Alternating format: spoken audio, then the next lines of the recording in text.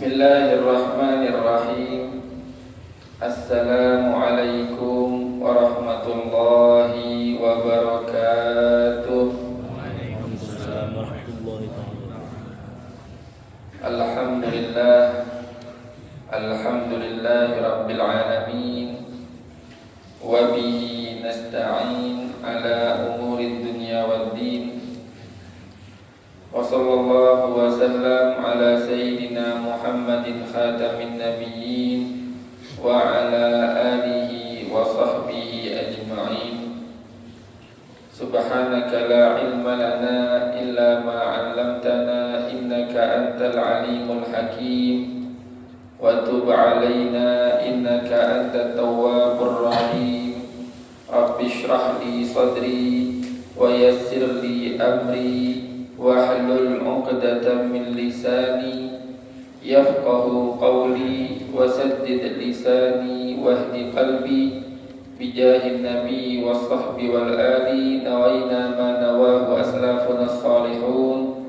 Allahu yudkhilu niyatina fi niyatihim wa a'malana fi a'malihim wa maqasidana fi maqasidihim. Amin, amin, amin ya rabbal alamin. Ma'asyiral hadirin wal aba rahimani wa rahimakumullah, amma ba'd. Alhamdulillah, bersyukur kita kepada Allah Subhanahu wa taala yang masih memberikan kepada kita semua kesempatan menjumpai lagi hari-hari yang mulia. Dan banyak sekali di hari-hari mulia ini amal-amal yang Allah Subhanahu wa taala anjurkan, dan Rasulullah sallallahu alaihi wasallam telah memotivasi kita untuk melakukan amalan-amalan tersebut. Dan insyaallah 10 hari pertama pada tahun ini kita tidak akan menyia-nyiakannya sedikit pun. Dan insyaallah segala amalan baik yang kita dengar dapat kita amalkan dan kita ajarkan lagi kepada keluarga kita. Ma'asyiral hadirin wal hadirat rahimani wa rahimakumullah. Pada kesempatan kali ini insyaallah yang akan menjadi pembahasan kita fikih seputar amalan-amalan yang dilakukan di hari raya Aid. Sebelum kita memulai fikih seputar hal-hal yang kita lakukan di hari raya Aid, terlebih dahulu kita ingin menyampaikan beberapa pembahasan seputar fikih berkurban yang belum sempat kami sampaikan di pertemuan yang lalu. Ada beberapa permasalahan yang ingin kami sampaikan. Di pertemuan yang lalu kita telah menyebutkan bahwasannya syarat-syarat orang yang terkena tuntutan untuk melaksanakan ibadah berkurban diantaranya adalah Islam. Orang kafir jikalau hendak berkurban maka hukumnya tidak sah. Non-muslim jikalau hendak berkurban maka hukum kurbannya tidak sah.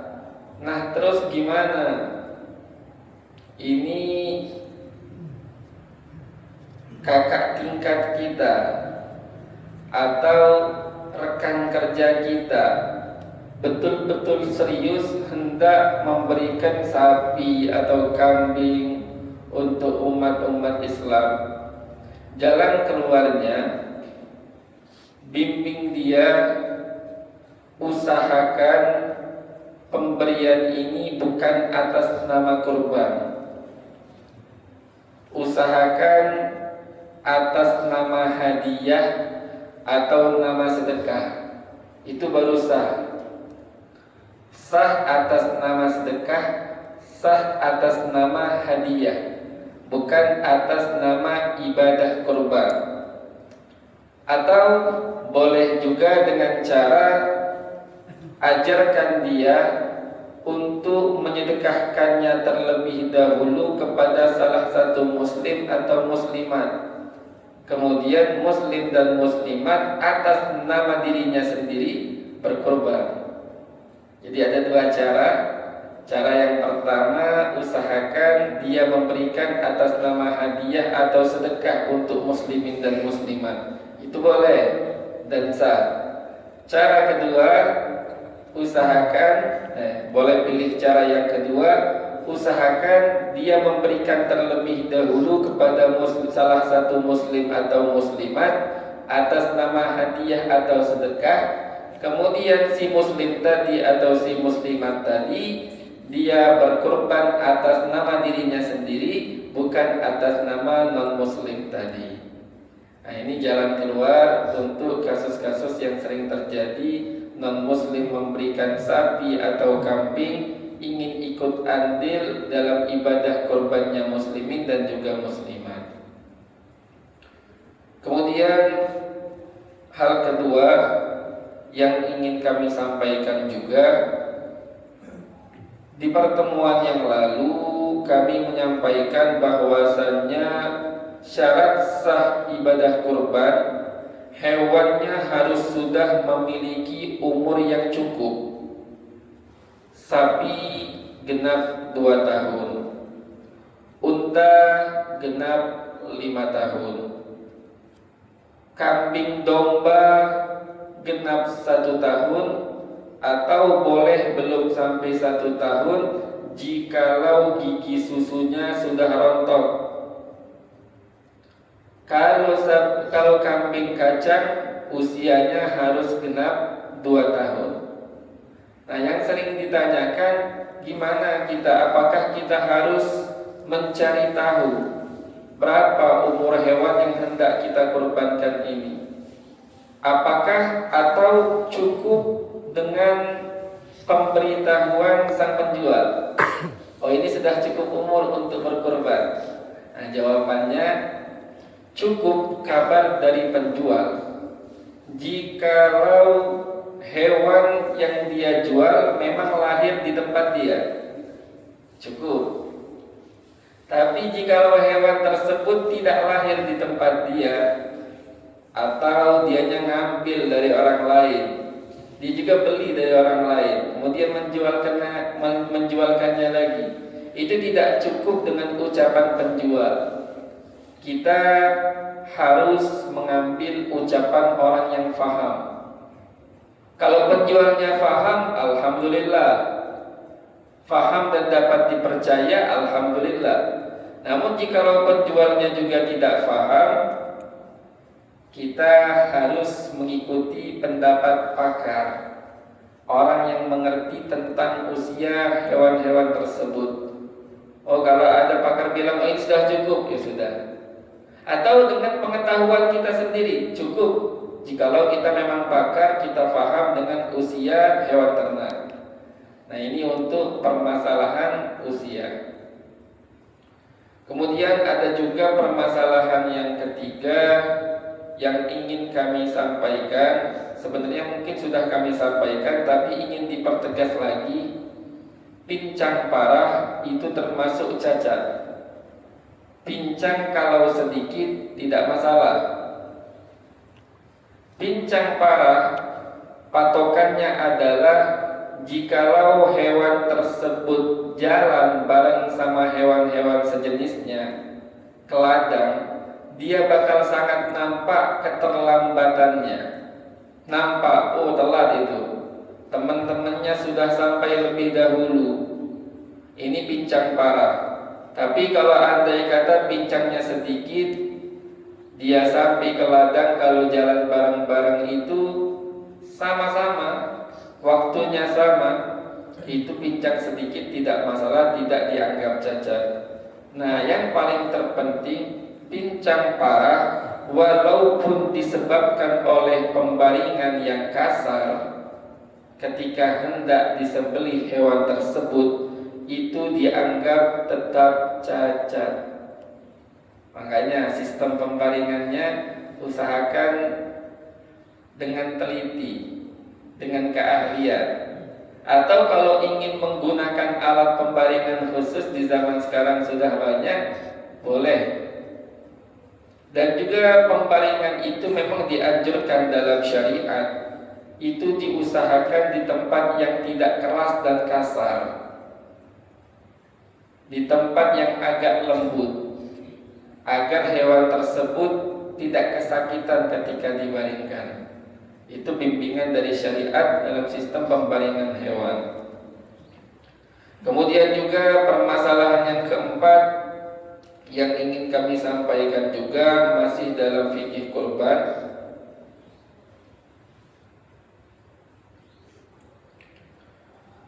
Hewan kurban itu tidak boleh sebagian dagingnya atau sebagian dari dirinya kita perjualbelikan. Tidak boleh. Jadi contoh, saya berkurban, saya ngambil sebagian daging, akhirnya sama saya karena kebanyakan saya jual. Dijual dalam bentuk apapun tidak boleh. Mau saya jual dalam bentuk rendang, atau saya jual dalam bentuk bakso atau semisalnya, itu hukumnya haram, tidak diperbolehkan. Begitu pula orang yang menerima hewan kurban. Orang yang menerima hewan kurban tidak diperbolehkan untuk memperjualbelikannya. Contoh, kita dapat hewan kurban, dapat daging kambing, daging sapi, banyak, full. Contoh, kulkas tak muat. Contoh, kulkas tak muat, jual aja. Tidak boleh. Tidak boleh dijual, kecuali khusus untuk fakir miskin. Fakir miskin saja yang boleh menjual daging hewan kurban. Selain mereka tidak diperbolehkan. Nah, kenapa demikian? Alasannya adalah hewan yang kita kurbankan itu kita serahkan kepada Allah Subhanahu wa ta'ala sebagai bentuk pendekatan kita kepada Allah. Dan Allah memerintahkan kita, menganjurkan kita untuk memakannya dan membagi-bagikannya kepada muslimin dan muslimat. Jadi hewan kurban itu, kata para ulama, itu bentuk jamuan dari Allah untuk muslimin dan juga muslimat. Sebagaimana jamuan, contoh, kita datang ke salah satu rumah sahabat kita atau teman kita, dia menjamu kita dengan makanan. Subhanallah, makanan jamuan tersebut bukannya malah kita makan, malah kita jual. Kira-kira tuan rumah ini marah atau senang? Marah. Kenapa? Karena kita tidak menghormati jamuan makanan dari tuan rumah tersebut. Begitu pula Allah Subhanahu wa ta'ala. Jadi daging hewan kurban yang kita terima atau kita berkurban hewan kurban tidak diperbolehkan untuk diperjualbelikan. Itu poin yang keempat. Poin yang kelima yang ingin kami sampaikan juga, tidak boleh memberikan sebagian daging hewan kurban kepada kafir dhimmi, kafir yang tidak mengganggu. Tidak boleh, karena hewan kurban ini khusus jamuan dari Allah untuk muslimin dan juga muslimat. 5 poin ini saja yang ingin kami sampaikan. Oh ya, ada satu lagi yang penting juga. Di pertemuan yang lalu kita menyampaikan bahwasannya boleh berkurban untuk mayit jikalau si mayit berwasiat, siapapun yang hendak berkurban untuk diriku setelah kematianku, atau jikalau fulan hendak berkurban setelah kematianku, aku izinkan. Ketika mayit berwasiat, boleh kita berkurban untuk orang yang sudah meninggal. Namun catatan pentingnya, hewan yang dikurbankan untuk orang yang sudah meninggal, hukumnya seluruh dagingnya harus disedekahkan kepada fakir dan miskin. Tidak boleh sedikit pun kita mengambilnya atau membagikannya ke selain fakir dan miskin. Nah, ini catatan pentingnya. Jadi silahkan kalau kita hendak berkorban untuk orang yang sudah meninggal, orang tua kita, silahkan. Tapi catatan penting yang perlu diperhatikan, semua daging kurbannya harus diserahkan kepada fakir dan miskin. Kita pun tidak boleh mengambil walaupun sedikit, dan kita pun tidak boleh membagikan kepada selain fakir dan juga miskin walaupun hanya sedikit. Kenapa? Karena hewan kurban ini atas nama orang yang sudah meninggal. Nah, terus gimana kita mau membagi-bagikannya sedangkan kita tidak bisa lagi minta izin? Engkau mau serahkan kemana? Gak bisa. Dianya sudah meninggal. Dikarenakan itulah, jadi seluruh dagingnya yang lebih maslahat untuk mayit adalah seluruh daging disedekahkan kepada fakir dan juga miskin. Jadi dikarenakan itu harus disedekahkan seluruhnya kepada fakir dan juga miskin. Ini saja permasalahan-permasalahan seputar berkurban yang ingin kami sampaikan. Kemudian kita masuk ke pembahasan fikih seputar hari raya. Insyaallah kami ingin membahas 8 pembahasan. Yang pertama, hal-hal yang dianjurkan di malam hari raya. Yang dianjurkan di malam hari raya itu ihya lailatul idain, menghidupkan 2 malam Id. Malam Idul Fitri, malam Idul Adha. Sunnah menghidupkan malam hari raya Idul Fitri dan Idul Adha.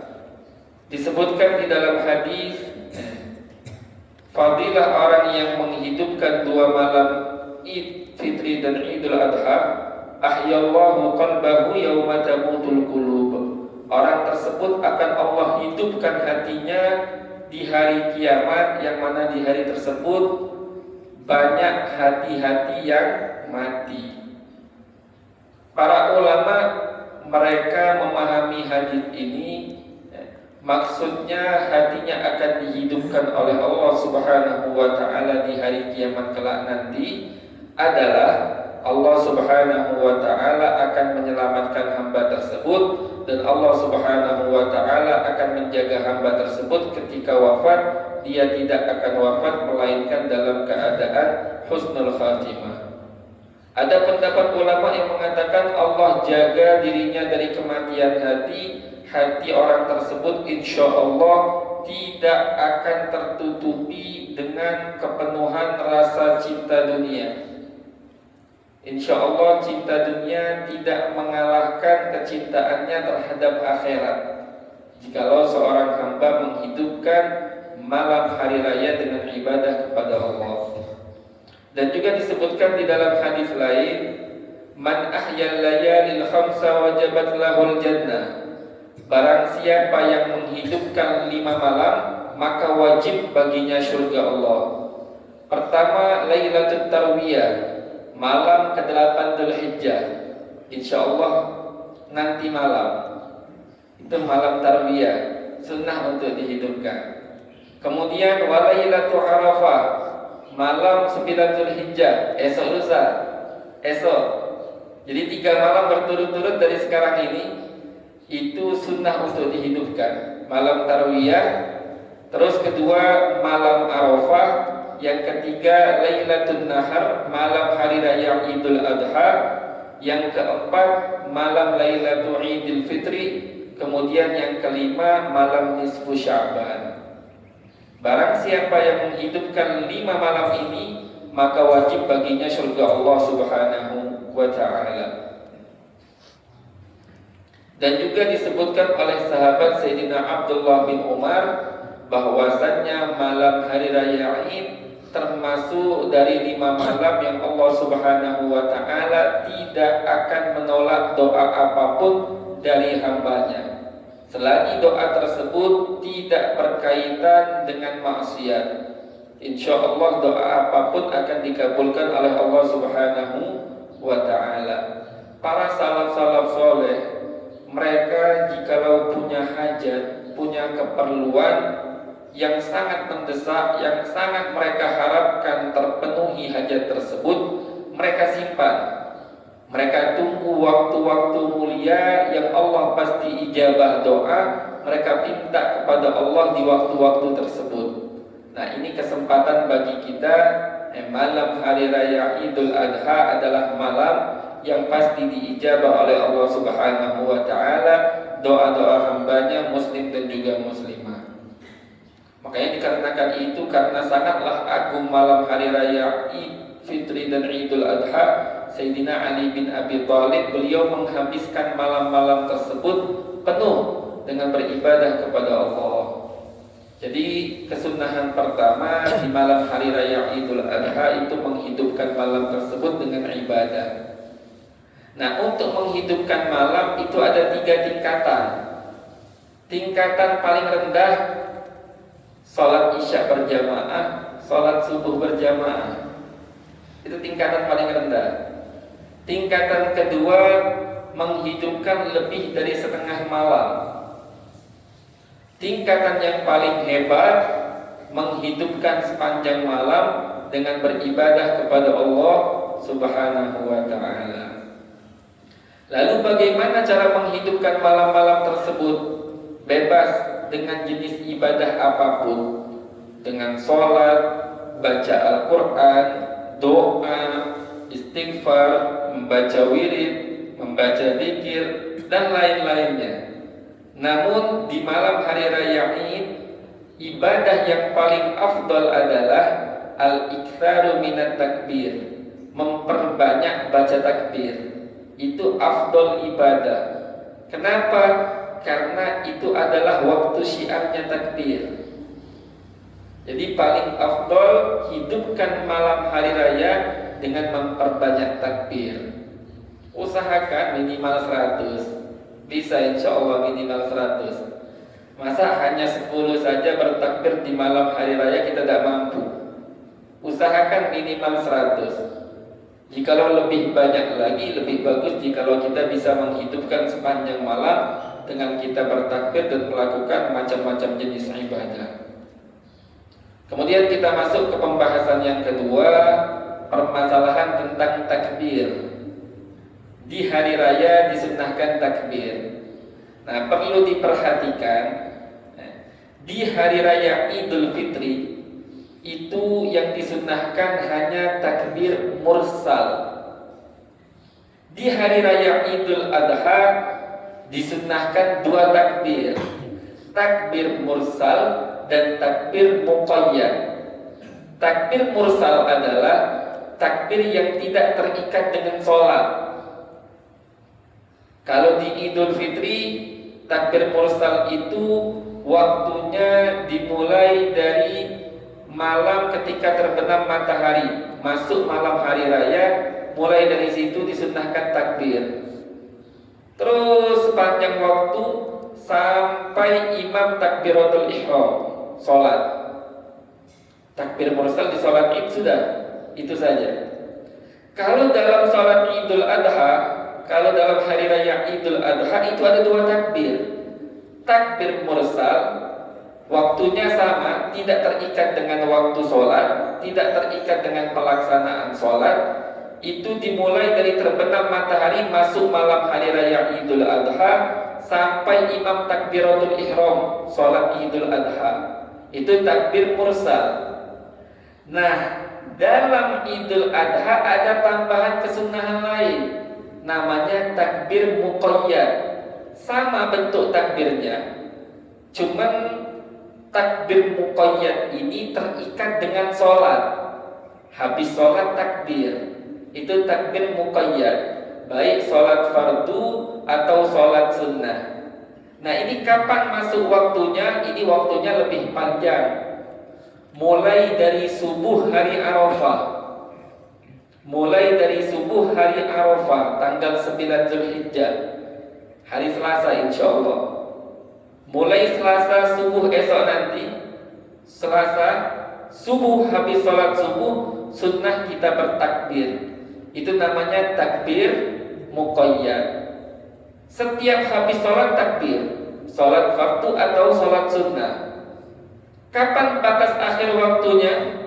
batas akhir waktunya tanggal 13 Zulhijjah. Salat asar tanggal 13 Zulhijjah masih disunnahkan takbir habisnya. Setelah itu selesai. Itu batas waktu takbir muqayyad.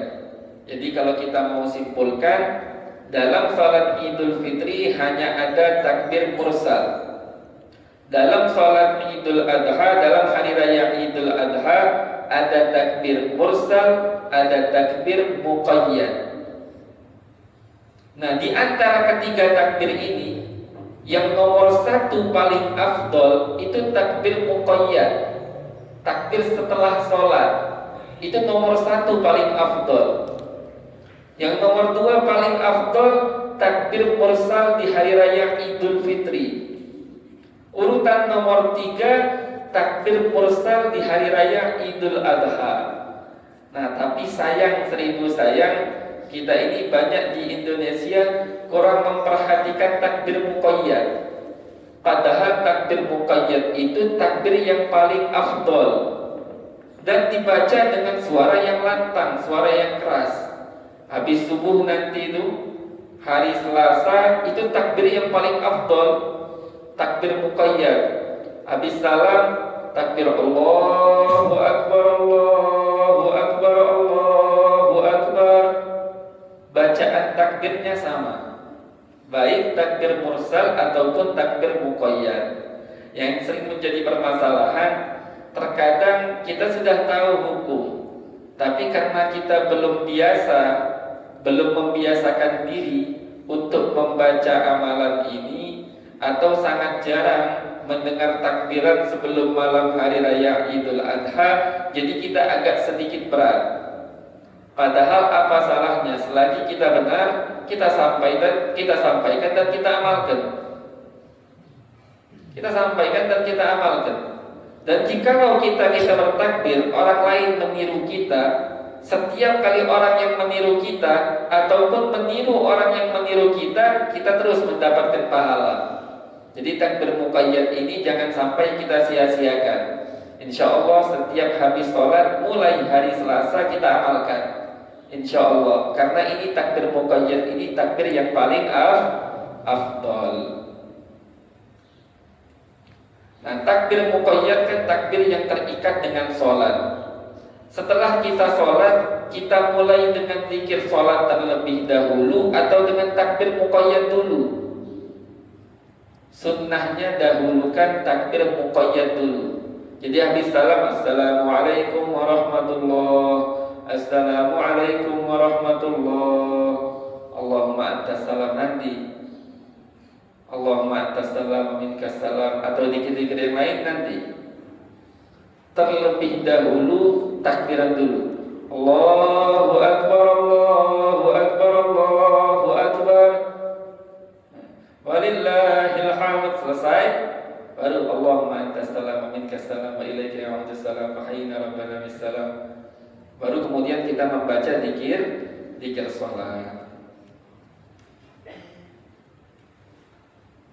Adapun bacaan takbir sebagaimana yang masyhur, yang sunnah itu dan juga ada sedikit tambahan ulama, Allahu Akbar, Allahu Akbar, Allahu Akbar, Allahu Akbar, Allahu Akbar, Allahu Akbar, Allahu Akbar, Allahu Akbar, Allahu Akbar kabira, walhamdulillahi katsira, subhanallahi bukratan wa asila, la ilaha illallah wa la na'budu illa iyyah, mukhlisina lahu ad-din walau karihal kafirun, la ilaha illallah wahdah, sadaqa wa'dah wa nasara 'abdah wa a'azza juddahu wa hazama al-ahzaba wahdah, la ilaha illallah wallahu akbar, Allahu akbar walillahil hamd. Sebagaimana yang biasa kita sampaikan atau kita baca. Namun disunnahkan di setiap kita habis takbir kita bersolawat. Salawat kepada Nabi, salawat kepada keluarga Nabi, sahabat Nabi, para penolong Nabi, istri-istri Nabi dan keturunan Nabi. Salawat kepada 6 ini sunnah. Allahumma salli ala Sayyidina Muhammad wa ala ali Sayyidina Muhammad وعلى أصحاب سيدنا محمد وعلى أنصار سيدنا محمد وعلى أزواج سيدنا محمد وعلى ذرية سيدنا محمد وسلم تسليما كثيرا الله أكبر الله أكبر الله أكبر لا إله إلا الله. Selesai lagi, baca salawat lagi, baru mulai lagi Allahumma sholli ala sayyidina Muhammad, habisnya takbiran lagi. Itu sunnah hukumnya. Hukumnya sunnah. Dan ini juga termasuk yang jarang diamalkan. Insya Allah kita mampu dan bisa untuk mengamalkannya. Nah, dalam takbir, bagi laki-laki sunnah mengeraskan suara. Kalau wanita kalau di hadapannya ada laki-laki yang bukan mahram, jangan mengeraskan suara. Tapi kalau tidak ada laki-laki yang bukan mahram, keraskan suara sedikit, namun lebih pelan daripada suara laki-laki. Itu untuk hukum mengeraskan suara dalam takbir. Kemudian yang ketiga yang ingin kami sampaikan seputar mengucapkan selamat hari raya. Mengucapkan selamat hari raya itu hukumnya sunnah. Kalau Idul Fitri masuk waktunya ketika masuk malam hari raya Id, ketika matahari terbenam. Tapi kalau hari raya Idul Adha masuk waktunya lebih cepat. Subuh hari Arafah sudah mulai disunnahkan mengucapkan selamat hari raya Idul Adha. Sampai kapan batas akhirnya? Sampai terakhir hari raya, terbenam matahari hari raya Idul Adha. Itu batas akhirnya sunnah mengucapkan selamat hari raya. Bagaimana ucapannya? Bebas. Segala ucapan yang menunjukkan arti selamat atau menunjukkan kesenangan tentang hari raya itu sudah dianggap ucapan selamat. Contoh pakai bahasa Indonesia, selamat hari raya Idul Adha. Mohon maaf lahir dan batin. Semoga tiap tahun kali kita semua dalam keadaan baik. Semoga kita bisa berjumpa lagi di tahun-tahun yang akan mendatang. Atau kita mengucapkan minal aidin al faizin al maqbulin. Atau kita mengucapkan taqabbalallahu minna wa minka. Boleh semuanya. Taqabbalallahu minna wa minka dan lain-lain. Diriwayatkan ada seorang sahabat namanya Wasilah bin Asqa. Datang ke Nabi, berpapasan dengan Nabi di hari raya. Dia bilang kepada Nabi, taqabbalallahu minna wa minka. Nabi pun menjawab, na'am, taqabbalallahu minna wa minka. Sebagaimana sunnah mengucapkan selamat hari raya, sunnah juga menjawab ucapan tersebut. Menjawabnya gimana? Bebas. Dengan ucapan yang sama boleh, taqabbalallahu minna wa minka boleh, minal aidin al faizin al maqbulin boleh. Ucapan apapun sebagai bentuk jawaban itu sudah cukup. Jadi menjawabnya pun hukumnya sunnah. Dan mengucapkan selamat ini disunnahkan juga kata para ulama disertai dengan jabat tangan dan tersenyum di hadapan sahabat kita itu, kemudian mendoakan satu sama lain agar mendapatkan pengampunan dari Allah Subhanahu wa Ta'ala. Kemudian yang keempat yang ingin kami sampaikan, di hari raya Idul Adha itu sunnah imsak. Masuk waktu subuh, masuk fajar shadiq, kita sunnah imsak, tidak makan, tidak minum sampai selesai sholat Id, baru kita makan dan minum. Itu sunnah di dalam Idul Adha. Kemudian kesunnahan yang kelima, sunnah mandi. Masuk waktu kesunnahannya dari pertengahan malam, tapi afdolnya kita mandi setelah masuk waktu subuh. Dan lebih afdol lagi ketika hendak pergi, itu lebih afdol. Dan jangan lupa agar mendapatkan fadilah kesunnahannya, harus ketika mandi memasang niat sunnah mandi. Dia nyatakan di dalam hati, aku niat sunnah mandi Idul Adha. Harus. Jikalau tidak memasang niat, tidak mendapatkan kesunahan mandi sunnah hari raya. Kemudian yang keenam, dianjurkan juga menggunakan minyak wangi di tubuh dan juga pakaiannya. Minyak wangi yang lebih mahal, yang lebih harum, makin afdol. Sayyidina Hasan bin Ali bin Abi Thalib, beliau berkata, amarna Rasulullah sallallahu alaihi wasallam an natatayyaba bi ajwadi ma najidu fil 'aid. Agar kita menggunakan minyak wangi yang paling bagus di hari raya. Kemudian yang ketujuh, disunnahkan untuk berhias, memakai pakaian yang terbaik. Ini sunnah bagi setiap orang, baik anak kecil atau dewasa, atau bahkan orang yang sudah tidak bisa keluar lagi dari rumah, sakit sekalipun, lumpuh atau semisalnya, nasallallahu alaihi wasallam, tetap disunnahkan untuk berhias di hari raya. Dan pakaian yang paling afdal warna putih, kecuali kalau dia punya selain warna putih itu lebih mahal dan lebih megah, baru warna lain lebih afdal ketimbang warna putih. Kemudian anjuran yang ke-8, sholat id. Sholat id itu hukumnya sunnah, sunnah yang sangat kuat. Bahkan menurut sebagian pendapat hukumnya fardu. Tapi dalam mazhab kita mengatakan bahwasannya hukumnya adalah sunnah. Waktu sholat id itu ketika matahari terbit sudah masuk waktunya. Akhir waktunya masuk waktu zuhur. Tergelincirnya matahari, keluar waktunya. Nah, untuk sholat Idul Adha itu sunnah agak dipercepat.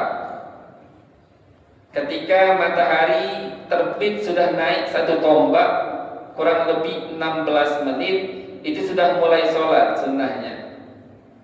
Kalau untuk sholat Idul Adha agak lebih ditelatkan lagi, kurang lebih setengah jam setelahnya atau 40 menit setelahnya. Itu untuk sholat Idul Fitri. Tapi kalau sholat Idul Adha sunnah dipercepat. Matahari naik, terbit dalam takaran jarak satu kadar tombak, kurang lebih 16 menit setelah matahari terbit, itu disunnahkan lakukan sholat Idul Adha sesegera mungkin. Dan juga disunnahkan selain imam untuk datangnya pagi-pagi. Kalau bisa perginya jalan kaki, jikalau memungkinkan untuk jalan kaki. Kemudian yang terakhir untuk tata cara sholat id.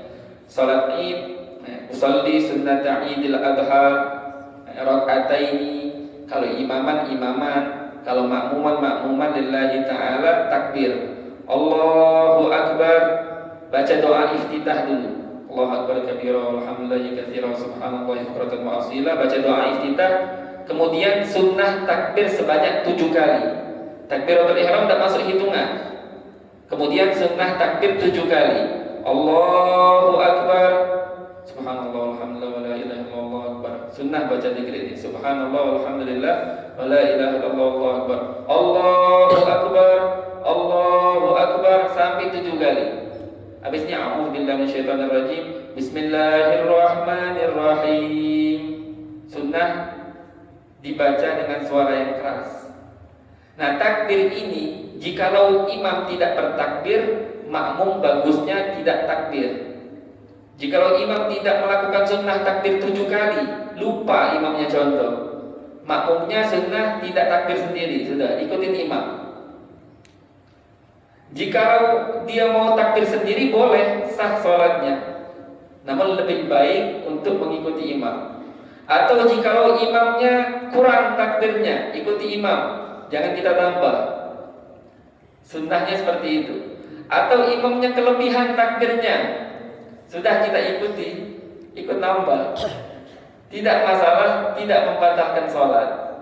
Tidak takbir tidak membatalkan sholat, kurang bilangan takbirnya tidak membatalkan sholat, kelebihan bilangan takbirnya tidak membatalkan sholat. Dan tidak disunnahkan sujud sahwi.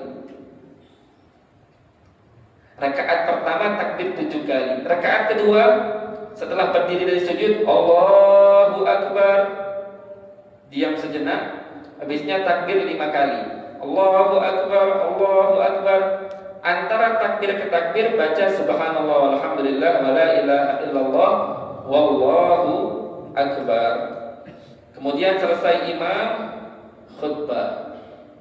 Khutbah imam mengucapkan salam sunnah, kemudian duduk dalam jangka waktu azan. Jadi duduknya agak lama. Assalamualaikum warahmatullahi wabarakatuh. Duduk sekadar waktu orang azan. Berapa lama? Duduk. Habisnya baru berdiri. Alhamdulillah.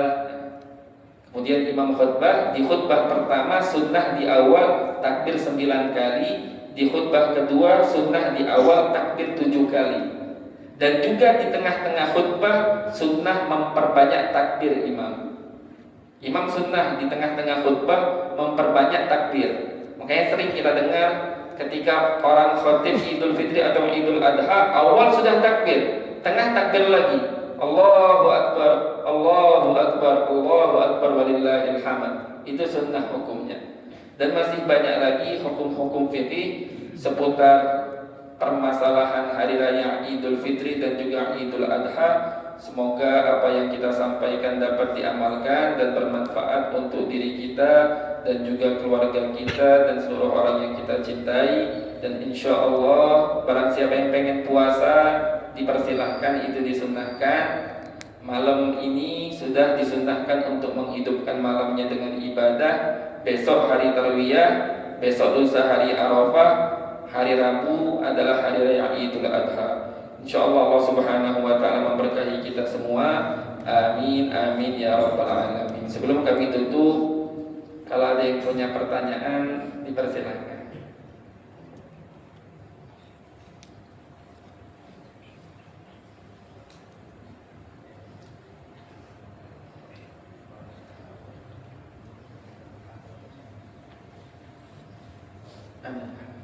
Kalau tidak ada,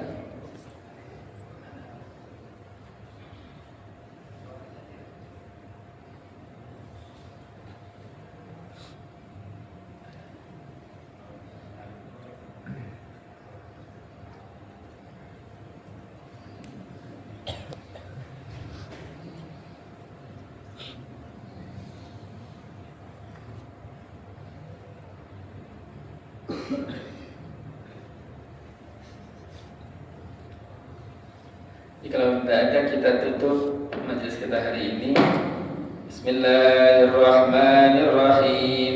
Alhamdulillahirabbil alamin. Allahumma shalli wa sallim ala sayyidina Muhammadin wa ala ali sayyidina Muhammad. Ya Rabbana ta'arafna bi annana qatarafna wa annaha asrafna ala ladha ashrafna fatub alayna tawbah taghsil li kulli hawbah wastur lana al-awrati wa aminir rawati waghfir li walidina rabbi wa mauludina wal ahli wal ikhwani wa sairil khillani wa kulli dhi mahabbah aw jiratin aw suhbah wal muslimina ajma' amin